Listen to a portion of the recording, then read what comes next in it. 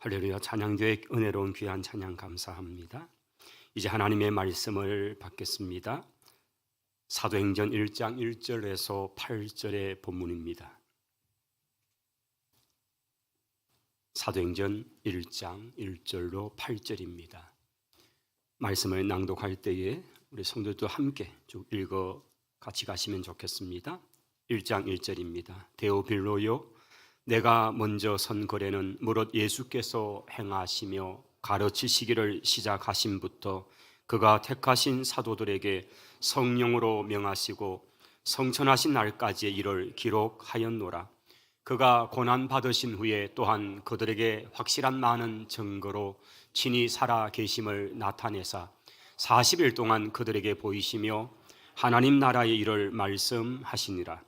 사도와 함께 모이사 그들에게 분부하여 이르시되 예루살렘을 떠나지 말고 내게서 들은 바 아버지께서 약속하신 것을 기다리라. 요한은 물로 세례를 베풀었으나 너희는 몇 날이 못되어 성령으로 세례를 받으리라 하셨느니라. 그들이 모였을 때에 예수께 여쭈어 이르되 주께서 이스라엘 나라를 회복하심이 이때니이까 하니 이르시되 때와 시기는 아버지께서 자기의 고난에 두셨으니 너희가 알 바 아니요 오직 성령이 너희에게 임하시면 너희가 권능을 받고 예루살렘과 온 유대와 사마리아와 땅 끝까지 이르러 내 증인이 되리라 하시니라. 아멘. 아멘. 할렐루야. 2월의 첫째 주일 오늘 2부 예배 귀한 자리에 우리 많은 성도들이 함께 하셨습니다. 참으로 반갑고 또 감사합니다. 예배드림이 기쁨입니다. 우리 한번 고백합시다. 예배드림이 기쁨입니다. 예배 성공자가 됩시다. 우리 옆에 계신 분들 좀 인사하십시다. 예배 성공자가 됩시다. 할렐루야. 오늘부터는 저희들이 이제 사도행전의 말씀을 통해서 주일 오전 시간에 말씀이 쭉 전거될 것입니다. 제가 설교 이제 계획을 쭉 세우면서 아마 12월 성탄 직전까지 이 사도행전의 말씀이 1장으로 시작해서 28장까지 주일 아침 말씀이 될 것입니다. 절기의 몇 번들을 빼고 나면 설교는 계속적으로 사도행전의 말씀으로 전거될 텐데 이 사도행전의 말씀을 통해서 우리 성도들 가슴에 성령의 불이 임하고 하나님의 놀라운 역사, 하나님이 어떻게 역사하시는가 하는 것들이 이 말씀 속에서 체험되어지고 경험되어지는 그런 놀라운 은혜가 있기를 축원합니다. 우리 모두가 말씀을 사모하시고 또 함께 이 말씀 안에 함께 참여하시고 하나님이 어떻게 하나님의 거룩한 역사들을 이루어 가시는가 하는 것들을 이 말씀을 통해서 볼 수 있게 되기를 바랍니다. 우리가 읽었던 이 말씀에 보시면 1절에 데오빌로요, 내가 먼저 선 거래는 무릇 예수께서 행하시며 가르치시기를 시작하신부터 그가 택하신 사도들에게 성령으로 명하시고 성천하신 날까지 이를 기록하였다라고 그렇게 밝히고 있습니다. 이 사도행전을 기록한 저자는 누가라고 하는 저자입니다. 누구라고요? 누가입니다. 누가는 예수님의 12제자에는 속하지 않은 분이죠. 예수님의 12제자는 우리가 사도라 그렇게 일컫습니다. 그러나 누가는 제자의 그룹이죠. 제자는 예수님께서 직접 부르신 사람들 중에 12명 외에도 한 70명의 제자가 있었던 것 같고 또 120여 명의 사람들이 이 마가의 다락방에서 예수님의 말씀을 기다리면서 그렇게 기도했던 그룹이 있었던 것 같습니다. 그뿐이 아니고 또 사도들을 통해서 부름받은 그런 사람들도 제자라는 그룹 속에 있습니다. 누가는 사도 바울을 통해서 함께 동역자로 부름을 받았던 이방인 출신의 귀한 제자입니다. 그가 2권의 성경을 기록을 했다라고 그렇게 알려지고 있습니다. 하나는 그의 이름을 딴 복음서죠. 누가복음입니다. 우리가 마태복음, 마가복음 다음에 있는 누가복음, 이것이 바로 누가의 저자입니다. 기록된 성경이죠. 그리고 두 번째 기록한 성경이 사도행전이라고 하는 이런 바로 우리가 보게 되는 이 책이 됩니다. 누가는 그가 이 성경을 기록을 통해서 예수님에 관해서 그가 어떻게 이 땅에 태어나셨고 또 그가 이 땅 가운데 계시면서 행하신 일들이 무엇인가 하는 것들을 자세하게 살피고 그렇게 기록을 했다라고 그렇게 말하고 있습니다. 특별히 1절, 2절, 3절에 쭉 보시면 누가가 기록한 누가복음에 관한 이야기를 언급하면서 참으로 예수님께서 행하시고 가르치시기를 시작하시고 또 그분이 고난을 받으시고 십자가에서 죽임을 당하시는 이야기, 그리고 십자가에 죽임을 당하시고 무덤에 장사되었다가 성경대로 3일 만에 부활하셨던 그 이야기까지가 쭉 기록된 이것이 누가복음입니다. 예수님이 진짜 역사적인 인물이고 그분이 살아계신 것이 진짜 사실이다, 이 얘기를 하는 것입니다. 우리 기독교의 중요한 교리, 핵심적인 내용, 그것을 한 4가지를 얘기한다면, 물론 더 좀 한다면 예수님의 탄생에부터 쭉 얘기됩니다만은 가장 중요한 4가지 기둥을 잡으라면 첫째는 예수님이 우리를 위하여 이 땅에 오셔서 십자가에 죽으신 사건입니다.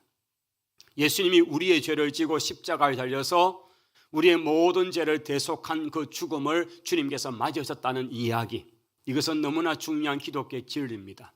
저와 여러분을 위해서 주님이 십자가에 못 박아 죽으심으로 우리의 모든 죄가 바로 그리스도에게 전가되고 그리고 우리의 모든 죄가 사함받게 되는 놀라운 역사가 일어났다는 사실, 그리스도의 죽으심. 그 다음 2번째는 그 무덤에 장사된 예수님께서 성경대로 3일 만에 다시 살아나신 부활의 사건인 것입니다. 할렐루야. 주의 십자가의 죽으심과 부활하시는 이 이야기, 이것이 2번째 기둥입니다. 3번째는 부활하신 예수님께서 오늘 누가의 기록대로 당신이 살아나신 것을 친히 많은 사람들에게 증거하셨다. 그래서 40일 동안 주님이 살아계셔서 그 살아계신 당신을 보여주시고 많은 사람들에게 믿게 하시는 일을 하셨다는 것입니다. 바로 그리스도의 부활의 이야기, 그리고 40일 동안 살아계시고 그리고는 하늘로 올리어 가시는 장면의 이야기입니다. 오늘 이 본문의 말씀을 보시면 6절에 내려가 보십시다. 그들이 모였을 때에 여짜오되 주께서 이스라엘 나라를 회복하심이 이때니까, 그렇게 말씀하시면서 때와 시기는 하나님 아버지께 있는 것이고 너희의 알 바는 아니다 말씀하시고, 그 다음에 8절에 오직 성령이 너희에게 임하시면 너희가 권능을 입고 예루살렘과 유대와 사마리아와 땅까지를 내 증인이 되리라고 말씀하시고, 이 말씀을 마치시고 그들이 보는 가운데, 9절입니다. 그들이 보는 가운데 하늘로 올리어 가시니. 오늘 우리가 읽었던 본문의 그 다음 9절, 10절, 11절은 예수 그리스도께서 제자들이 보는 가운데 하늘로 올리어 가시는 성천의 이야기를 다루고 있습니다. 우리 예수님은 우리의 죄를 지고 십자가에 죽으셨고 무덤에 장사되었다가 3일 만에 부활하셨고, 부활하신 주님이 40일 동안 사람들에게 많이 자신의 부활을 보여주시고 하늘로 올리어 가시는 성천하셨다는 것입니다. 이 성천의 장면이 9절부터 보시면 많은 제자들이 보는 가운데 주님께서 하늘로 올리어 가시는 것입니다. 여러분, 함께 있던 예수님께서, 제자들 가운데 함께 나타나 보이셨던 예수님께서 갑자기 둥 하늘로 올리어 가시는 겁니다.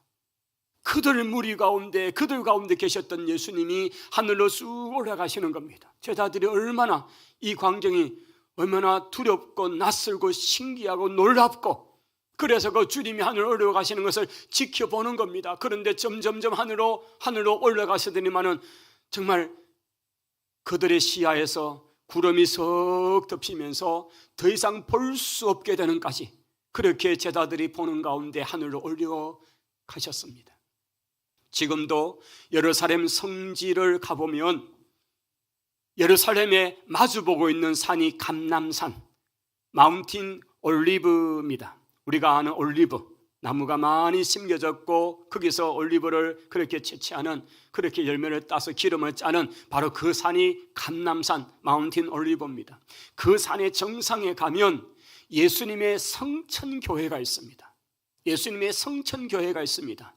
그 예배당은 처음 지어질 때에, 비잔틴 시대 때에 4세기, 5세기 이때에 지어졌는데, 이때에 예수님이 성천하신 장소가 이곳이다 하면서 이제 비로소 기독교 나라가 된 그 로마에, 그래서 그 지점을 그들이 여러 가지 문을 나름대로 찾아서 거기다가 예배당 하나 지었습니다. 그리고 그 예배당의 특징은 지붕이 있을까요, 없을까요? 천정이 있을까요, 없을까요? 묻는 이유가 뻔하지요. 천정이 있으면 왜 물었을까요? 원래 그렇게 지을 때 바로 우리 예수님께서 여기에서 제자들이 보는 가운데 하늘을 올려가셨기 때문에 지붕 천장에 놓으면 머리 받치시라고, 그래서 천정이 없는 예배당을 하나 그렇게 만들어 놓은 거예요. 그런데 나중에 699년부터 이제는 모슬렘이 들어와서 그 땅을 지배합니다. 지금까지 그 땅에 있습니다. 한 400년 가까이, 300수십 년 동안 그 모슬렘 이슬람이 들어와서는 예배당이라는 예배당을 다 회교도 사원으로 만들든지 다 파괴를 시키는데 그 예수님의 성천 기념교회를 가만히 놔뒀겠습니까? 그들이 그냥 모스크 둥글하게 이렇게 지붕을 해가지고 그렇게 해서 지붕을 딱 닫아놔버린 거예요. 그래서 지금은 가서 예수님의 성천 기념교회를 가보면 천장 지붕이 이렇게 있습니다. 그러나 원래 지어질 때는 천장이 없이 뻥 뚫려서 거기 서서 하늘을 쳐다보면 예수님이 이곳에서 하늘로 올려갔구나 라는 것을 실감할 수가 있는 거죠. 그 마당에 와서 우리 성도들이 그때 함께 다 이제 우리가 성지순례를 할 때 모여서 하늘을 우러러 봤습니다. 하늘의 색깔이요, 여러분 보시는 이 화면의 배경색 같이 얼마나 푸른지, 구름 한 점 없이요, 맑고도 맑은 하늘이 이스라엘 예루살렘의 하늘의 특징입니다. 그 맑은 하늘 위에 우리 예수님께서 하늘 올려가는데 그 가시는 주님을 보면서 제자들이 쳐다보고 있습니다. 참으라 쳐다보는데 갑자기 구름이 싹 나타나서 주님을 가려버립니다. 그리고 어느 틈에 자기들 가운데 있었던 하얀 옷을 입은 두 사람이 제자들을 향해서 이 갈릴리 사람들아, 사실 이 말은 우리식으로 한다면 이럴 겁니다. 제가 주일학교 설교를 한다면 이 갈릴리 촌놈들아, 목 빠지겠다, 좀 그만 쳐다봐라, 그렇게 얘기했을 겁니다. 갈릴리 사람들아, 너희들이 보는 가운데 하늘로 올려가신 예수님은 하늘로 간 그대로 너희들이 본 그대로 다시 이 땅에 내려오실 것이다. 할렐루야. 이게 바로 재림입니다. 재림. 이것이 네 가지 기독교의 기둥이죠. 주님의 십자가의 죽으심과 무덤에 장사되고 3일 만에 다시 부활하신 부활, 두 번째. 세 번째는 그 주님이 하늘로 올려가시는 성천, 그리고 올라가신 예수님이 본 그대로 다시 내려오신다, 재림. 이 네 가지가 기독교의 기둥이 되는 거죠. 오늘 사도행전의 저자 누가는 1장에 이 네 가지 중요한 교리의 이야기를 먼저 담아놓습니다. 예수님의 십자가의 죽으심, 그리고 부활하심, 그 주님이 제자들이 보는 가운데 하늘로 올려가시는 성천, 그리고 그 주님이 다시 오신다는 재림, 이 네 가지 기둥이 우리 기독교에 붙들어야 돼, 믿어야 돼, 받들어야 될 중요한 교리입니다. 사도행전은 바로 이 이야기를 시작으로 해서 주님에 관해서 증거하는 바로 그 이야기, 이 주님이 반드시 다시 오실 것이라고 하는 그 증거의 이야기로 가득 차 있고요, 이 성경의 마지막 권이 되는 요한계시록에 가면 요한계시록에 성도들이 서로 인사하면서 그렇게 하는 그 이야기, 그 고백 속에서 마라나타라는 단어가 나옵니다. 한번 따라 하십시다. 마라나타. 이것은 주 예수여 속히 오시옵소서라는 말입니다. 한번 고백합시다. 주 예수님 속히 오시옵소서. 할렐루야. 그 초대교회 성도들은 요한계시록 기록될 당시면 LD 약 100년 조금 덜 될 때입니다. 그때 성도들은 예수님 믿는 이유 때문에 핍박을 받고 고통을 당합니다. 사지 죽음의 자리로 끌려가는 것이 일수였습니다. 그런 속에 성도들이 서로 만나면 믿음을 지킵시다, 힘내세요, 주님 오실 날이 가깝습니다, 이러면서 서로 인사했던 내용이 바로 마라나타입니다. 만날 때마다 마라나타, 마라나타, 주 예수님이 속히 오십니다, 주 예수여 속히 오시옵소서, 이런 인사를 한 겁니다. 이게 바로 재림의 신앙이죠. 여러분, 우리 기독교 네 가지 기둥 속에서 우리 주님이 이 땅에 오셔서 십자가 지시고 무덤에 장사된 그것은 이미 2000년 전에 이루어진 일입니다. 3일 만에 부활하신 그 사건도 이미 2000년 전에 이루어진 말씀입니다. 하늘로 올려간 성천의 사건도 이미 2000년 전에 이루어진 사건입니다. 이제 남아있는 것은 무엇일까요? 그렇습니다. 재림의 사건밖에 없는 줄을 믿습니다. 그래서 우리는 그 재림의 주님, 다시 오실 그 주님을 기다리고 있는 것입니다. 제자들이 궁금했습니다. 주님, 그러면 주님이 말씀하시는 성령님이 오시고 그래 되면 이제 그 마지막 때가 오는 것입니까? 정말 때와 시기가 이제 그때 되면 이 세상이 다 끝이 나는 것입니까? 그렇게 물을 때에 우리 예수님께서 7절에 보면 이렇게 말씀하십니다. 때와 시기는 아버지께서 자기의 권한에 두셨으니 너희 알 바가 아니다. 사람들의 관심은 예수님이 언제 오실지, 세상의 종말이 언제가 될지 이런 관심을 갖는 것입니다. 여러분, 우리가 지내왔던 지난 세기 그러니까 되게 옛날 같습니다. 여러분, 1900자가 붙을 때가 지난 세기잖아요.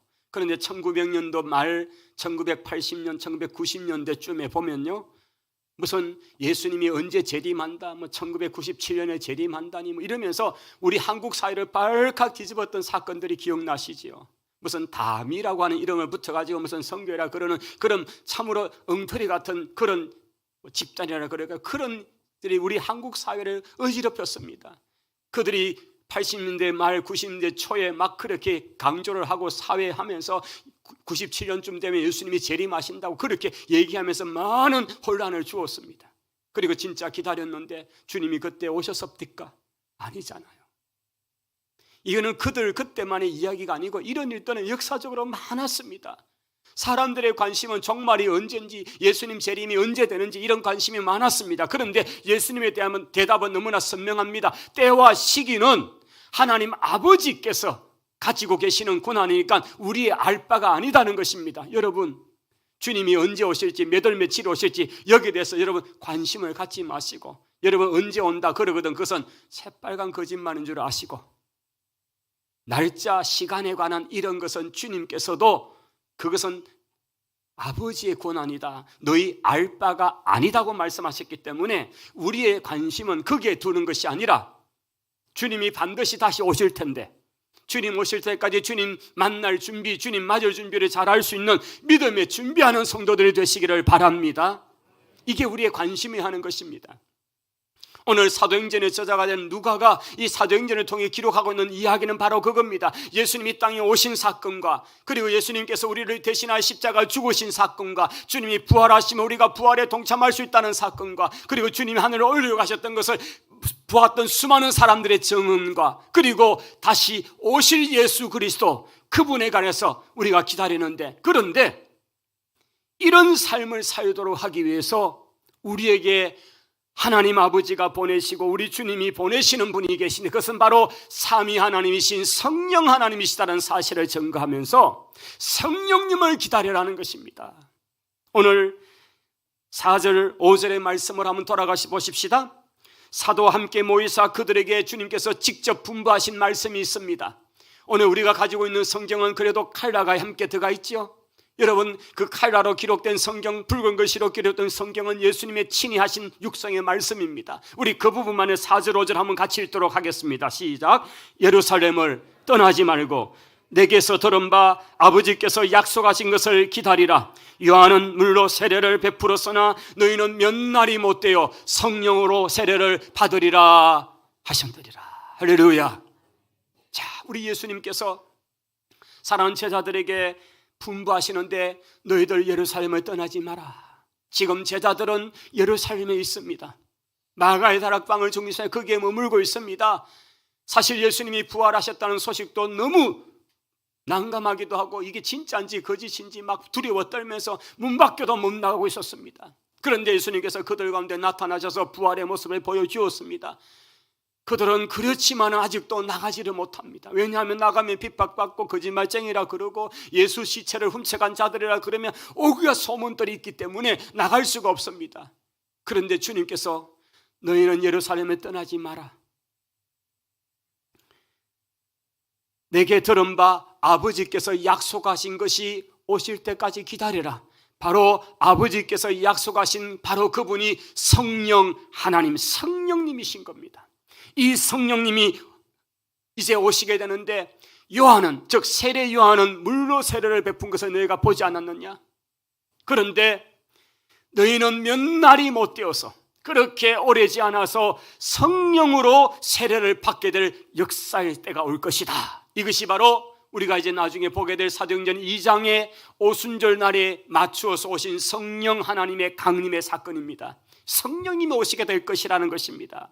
사도행전은 다른 별명이 하나가 있습니다. 사도행전 자체가 사도들이 어떻게 복음을 전하며 행했는가에 대한 이야기인데, 사도행전의 또 다른 별명은 성령행전이라는 별명이 있습니다. 성령이 땅에 강림하셔서 어떻게 역사에 가시는가 하는 것을 보여주는 책입니다. 이제 주님이 예고하셨던 그 성령님이 오시면 그들이 권능을 입게 될 것이고, 그들이 어떤 삶으로, 어떤 사람으로 변화될 것인가를 주님이 친히 말씀하셨는데, 이것이 바로 8절입니다. 자, 우리 1장 8절 역시 예수님이 친히 하신 말씀입니다. 붉은 것입니다. 우리 같이 읽습니다. 오직 성령이 너희에게 임하시면 너희가 권능을 받고 예루살렘과 온 유대와 사마리아와 땅 끝까지 이르러 내 증인이 되리라. 할렐루야. 성령님이 오신다는 것입니다. 하나님 아버지가 약속하시고 예수님이 올라가심으로 보내시는 그 성령님이 오시게 되면 그 성령님을 받게 되는데, 그 성령이 오시면 너희가 권능을 받게 된다, 능력을 받게 된다는 것입니다. 그리고 예루살렘과 온 유대와 사마리아와 땅끝까지 이르러 복음의 증인이 되리라고 말씀하셨습니다. 할렐루야. 지금 제자들의 모습은 바깥에도 못 나가는 두려워 떨고 있는 사람들입니다. 무서워서 벌벌 떨고 있습니다. 그런데 예수님께서 그 성령이 임하시면 너희가 견딜 수 없어서, 말하지 않고는, 증거하지 않고는 견딜 수 없어서 뜨거운 그런 은혜를 가지고 예루살렘 온 동네 들어가서 복음을 전할 것이고, 그 다음에 유대의 마을들에 가서 복음을 전할 것이고, 심지어는 사마리아까지 가서 복음을 전하고 땅 끝까지 가서 복음을 전하게 될 것이다. 할렐루야. 이 말씀을 하시는 것입니다. 오늘 저와 여러분이 이 사도행전의 말씀을 통해서 성령을 사모하시고 성령의 충만함이 더듬게 되면 우리는 정인의 삶을 사게 될 줄을 믿습니다. 성령이 우리를 가만히 두지 않을 것입니다. 성령이 우리 입술에 역사하실 것입니다. 우리가 능력을 받아서 힘있게 정인의 삶을 살 수 있도록 만들어 가실 것입니다. 여러분, 제자들이 그렇게 되었습니다. 사도행전은 어떻게 이 겁쟁이 제자들이 변화가 되어가지고 이렇게 사지까지 달려가서 예수님 위해서 생명을 내놓은 사람들로 바꿔졌는가, 바로 그 이야기로 가득 찬 것이 사도행전인 것입니다. 성령님이 오시니까 그들이 능력을 받습니다. 말하지 않고는 견딜 수 없는 사람들이 되어버렸습니다. 그래서 예루살렘을 뒤집어 놓고 온 유대 땅 골고루 찾아가고, 그리고 그들이 그렇게 가기를 싫어했던 사마리아 성을 뒤집어 놓습니다. 그뿐 아닙니다. 이 복음 이제는 온 세계를 향해서, 땅끝을 향해서 증거하는 일을 감당하는 것입니다. 바로 누가가 합류하게 된 시점은 사도행전 18장 19장에 가보시면 바로 이 복음이 증거되는 과정 속에서 사도 바울이 2차 선교여행을 하다가 드로아에서 환상을 보고 바다를 건너서 이제는 유럽 땅이 되는 빌립보성에 들어갔잖아요. 그쯤에 누가가 합류를 했다라고 되어 있습니다. 그러면서 이방인 출신의 누가가 들어와서 보니까 너무 놀라운 일들이 있습니다. 도대체 이들이 어떤 사람이기에 이렇게 예수님에 관해서 생명을 내놓고 있는지, 예수님에 관해서 증거하는 일들을 이렇게 열심히 하는지 크게 감동을 받게 되고, 그가 여기 함께 합류하게 된 것이지요. 누가가 사도 바울이 옥에 갇힌 동안에 자신은 한 2년 정도 이상의 시간을 가지면서 이스라엘 땅에 와서 그가 자세하게 살피면서 정말 예수님이 어떤 분이었는지, 예수를 만났던 살아있는 사람들을 내가 직접 인터뷰해 봐야 되겠다, 그분을 직접 만나봐야 되겠다, 그러면서 자세히 살펴서 기록한 성경이 누가복음이라고 그가 밝히고 있습니다. 누가는 직업이 의사였습니다. 그리고 그는 굉장히 논리적으로 역사적으로 기술을 해갔던 그런 역사가입니다. 여러분, 의사 선생님은 이게 이과잖아요. 논리적이고 수학적이고 계산적이고 아주 과학적으로 그렇게 입증되지 않으면 말하지 않는, 이것이 의학 사람들이잖아요. 여러분, 무슨 막 여기 꾸몄다 저 꾸몄다 이렇게 하면 안 되잖아요. 체계적으로 정확하게, 그리고 어떤 치료를 하고 나면 그 다음 어떻게 진행이 되는지 이런 것들을 하나하나 기록에 남기, 이게 의사의 특징이잖아요. 누가가 꼭 그와 같았습니다. 자기가 만났던 바울, 자기가 만났던 뭐 다른 그런 사도들을 통해서 예수님에 관한 얘기를 들었는데 너무 궁금한 거예요. 그래서 그가 시간 기회가 있을 때에 이스라엘 땅을 그가 뒤지면서 참으로 예수 그리스도에 관한 흔적들을 찾아서 그가 두루 다니면서 살핀 거죠. 그 결과 다른 복음서에 있지 않는 예수님의 출생에 관한 스토리, 그 비하인드 이야기까지 다 들춰낸 거죠. 그래서 세례 요한의 출생에 관한 이야기라든지 그 마리아가 그 먼 길을 찾아가서 그렇게 방문했던 이야기, 에인케렘까지 갔던 그런 상황들, 이런 것들이 누가의 기록에만 나타날 수 있었던 것은 그의 특징이죠. 그가 살피고 살펴서 그렇게 기록한 겁니다. 그러면서 예수님이 정한 이야기, 말씀들 이런 것들을 쭉 해서 주님의 십자가의 죽으심과 부활의 사건까지를 쭉 기록한 바로 누가의 첫 번째 책 누가복음, 이것이 이제 데오빌로 각하에게 증거가 되고요. 그 다음에 이어진 이야기, 자신이 합류되기 이전에 어떻게 복음이 증거되고 그 다음 자신이 합류하고 난 다음에 복음이 증거되는 이야기까지 쭉 전개된 이것이 사도행전의 이야기입니다. 바로 이 사도행전을 통해서 그는 바로 복음, 복된 소식, 참으로 좋은 소식, 이 유앙겔리온이라고 하는 바로 그 단어같이 이 복음의 소식을 전가하기를 원했던 것이죠. 복음의 소식은 예수 그리스도에 관한 소식입니다. 오늘 우리 인생에게 갖추신 가장 행복하고 가장 복된 소식은 예수님에 관한 소식, 예수님이 우리의 이 땅에 오신 소식인 것입니다. 할렐루야. 바로 이 복음의 소식을 전가하는 것, 이것이 복음의 정인의 삶에 관한 것입니다. 다른 말로 예수님의 정인의 삶인 것입니다. 이것이 바로 사도행전의 이야기인 것입니다. 우리가 오늘부터 시작되는 이 사도행전을 통해서 예수 그리스도에 관한 이 복음의 소식을 전가하는 복음의 정인들이 될 수 있기를 바랍니다. 예수의 정인들이 되시기를 바랍니다. 우리 옆에 계신 분에게 한번 이렇게 고백합시다. 복음의 정인이 됩시다. 예수님의 정인이 됩시다. 할렐루야. 오늘 우리 성도들이, 참 우리 이부의 성도들이 말씀을 아주 잘 받고 있습니다.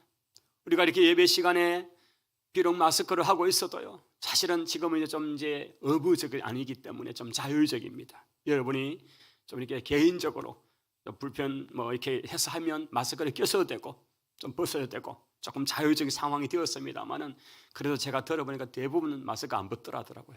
대부분 그냥 쓰고 있더라고요. 아마 이제 한두 달 지나면 이제 아마 이렇게 싹 벗어질 것 같은데, 혹시 오늘 찬양대가 찬양할 때 마스크 벗었다고 막 되게 그렇게 생각하지 마시고, 이제는 이제 의무 사항이 아니기 때문에 좀 자유롭게 할 수 있어서 오늘 말씀을 드렸습니다. 마스크를 벗으셔야 발성이 좀 제대로 됩니다. 오늘 찬양이 더 힘이 있었죠? 그때는 마스크가 딱 갈아가지고 우리 소리를 많이 갈았거든요. 근데 오늘 보니까 소리가 너무 잘 나왔어요.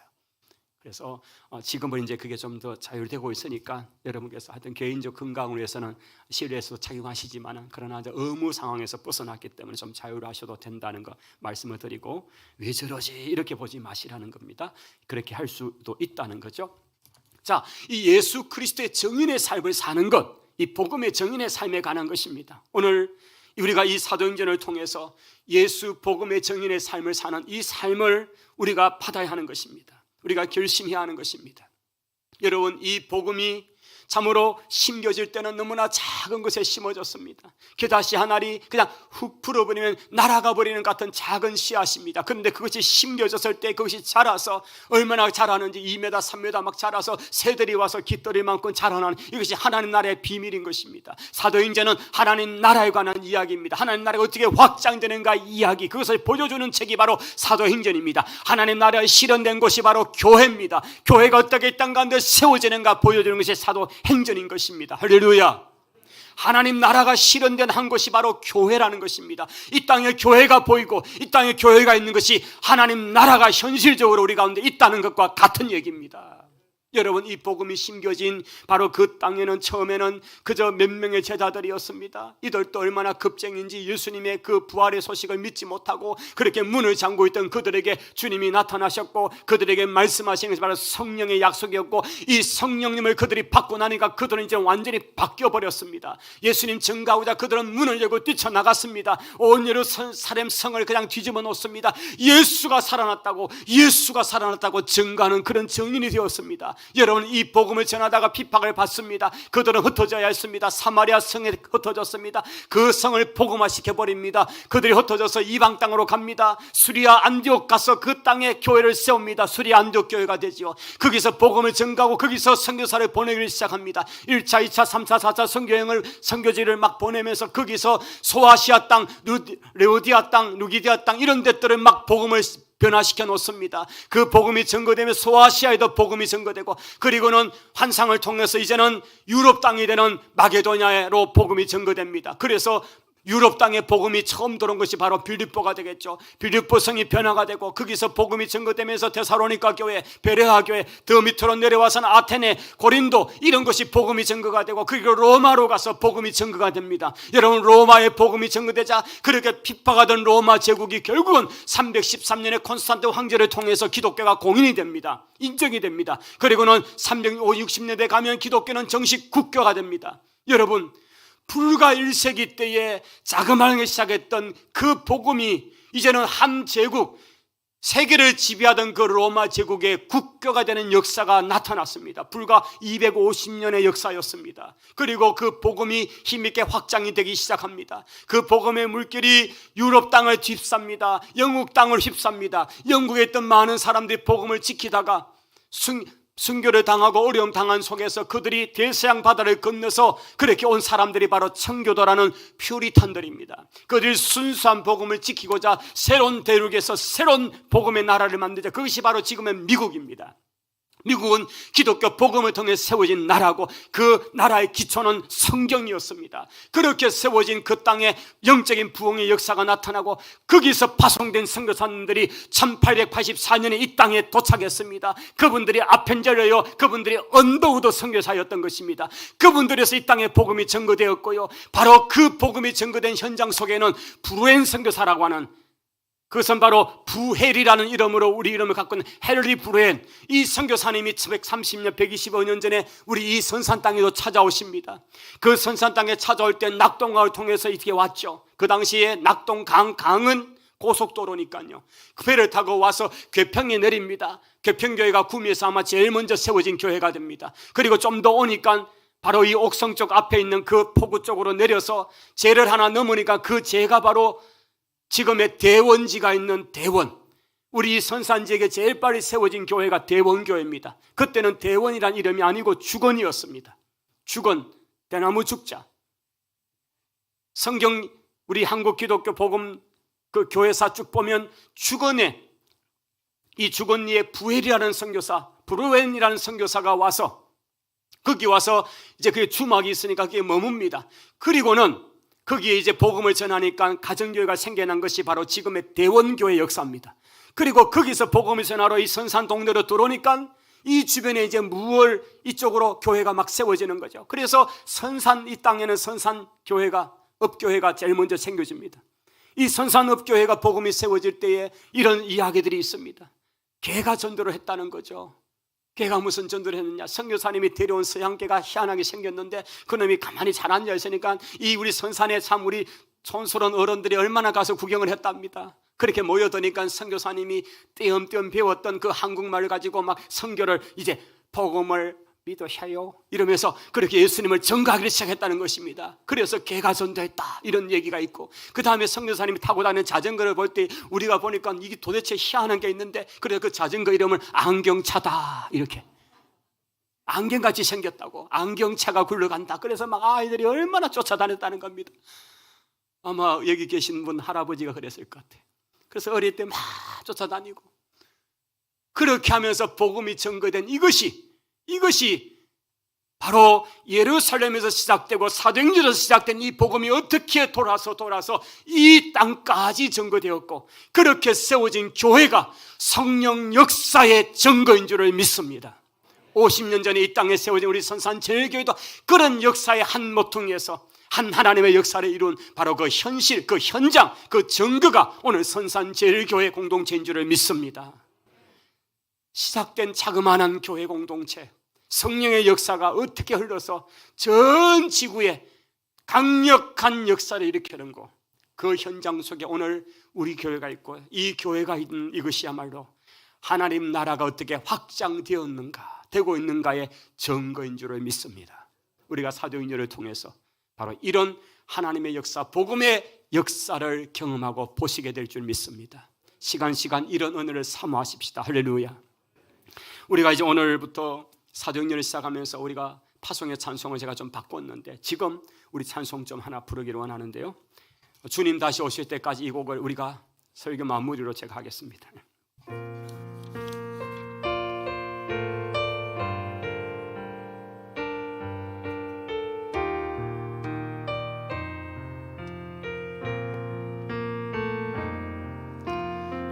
주님 다시 오실 때까지 나는 이 길을 가리라.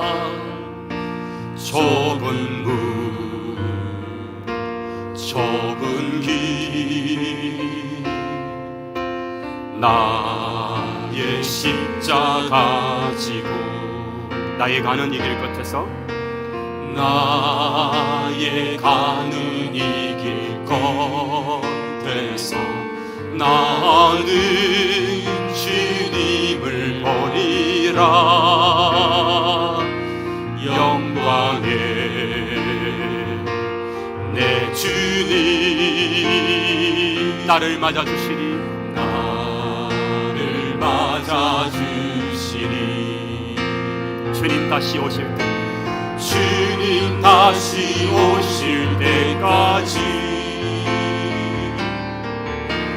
나는 일어나 달려가리라. 주의 영광 온 땅 덮을 때 나는 일어나 노래하리. 내 사모하는 주님 온 세상 구주시라. 내 사모하는 주님 영광의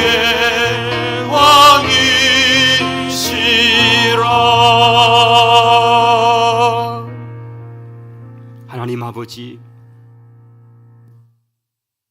두려워 떨던 그 제자들에게 약속하신 보혜사 성령이 임하시니 그들은 권능을 받고 예루살렘과 온 유대와 사마리아 땅까지를 정인의 삶을 살았습니다.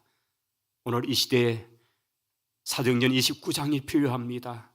우리에게 임하신 성령님 충만하게 역사하셔서 성령의 권능을 입어 복음의 정인의 삶, 예수의 정인의 삶을 사는 우리 모두가 되도록 역사해 주옵소서. 말씀을 받는 그 자리 시간 성령의 강력한 역사, 인자하심을 경험하는 귀한 이 자리가 되게 복을 내려 주옵소서. 예수님 이름으로 기도하옵나이다. 아멘. 우리 찬송하시면서